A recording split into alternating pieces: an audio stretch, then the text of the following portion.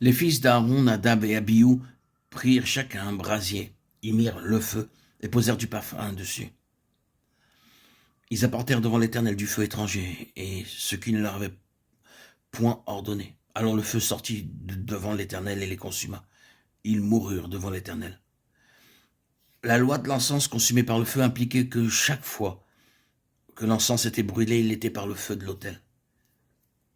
La faute de Nadab et Abihu est d'avoir utilisé du feu étranger, ou d'une nature différente que celui de l'autel. Le résultat fut qu'ils furent consumés et moururent dans la présence de Dieu.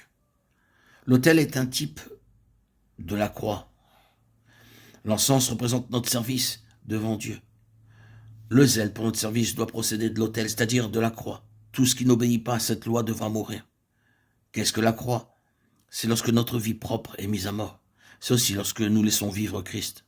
Ceci est en accord avec Galates 2:20. Je suis crucifié avec Christ, et je ne vis plus moi, mais Christ vit en moi. La croix agit à l'égard de la sagesse, des opinions, de la force, du zèle, des espoirs et des désirs de notre vie propre. Ce n'est qu'après avoir été disciplinés que nous pouvons aller devant Dieu pour le servir. Savons-nous que beaucoup de notre zèle n'est que du feu étranger?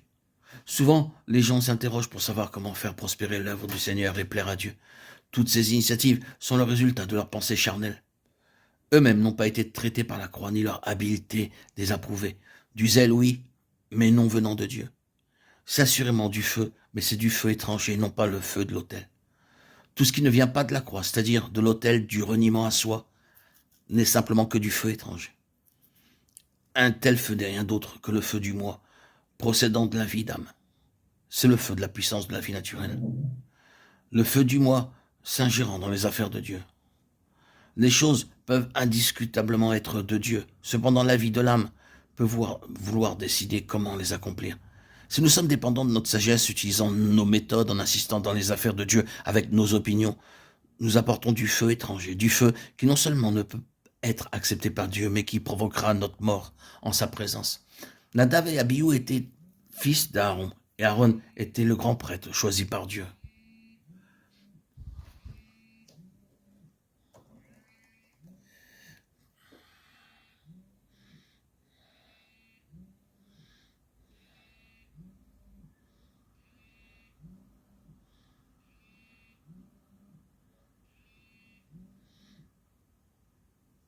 Qu'est-ce qui se passe? Allô?